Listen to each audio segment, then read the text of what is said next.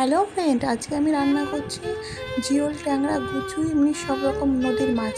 দেখো, মাছটা রান্না করার জন্য আমি প্রথমে নুন হলুদ মাখিয়ে নিলাম। তারপরে এখানে আমি মাছগুলো ভেজে নিচ্ছি। বড় মাছগুলো ভেজে তুলে নিলাম। তারপর তোলার পর দেখো, আমি ছোট গুচুই ট্যাংরাগুলো দিয়ে দিলাম। দিয়ে এগুলো আমি ভালো করে নেড়ে নিচ্ছি, ভেজে তুলে নিয়ে ওই কড়াই একটু তেল দিয়ে তারপরে আমি পেঁয়াজ কুচি, লঙ্কা কুচি দিয়ে দিলাম। পেঁয়াজ কুচি, লঙ্কা কুচিটা ভালো করে ভাজা হয়ে গেলে তারপরে আমি হলুদ গুঁড়ো, লঙ্কার গুঁড়ো, লবণ, জিরে গুঁড়ো দিয়ে ভালো করে আরও নেড়ে নিলাম। নাড়ার পর আমি মশলা বাটা দিয়ে দিলাম। মশলা বাটাটা দিয়ে একটু জল দিয়ে কষিয়ে মাছগুলো দিয়ে দিলাম। মাছগুলো দিয়ে ভালো করে আবার কষিয়ে নিচ্ছি।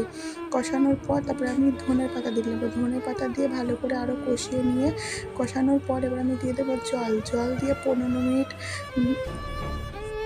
মিনিট নেড়ে ছেড়ে এখন নামিয়ে নিলাম।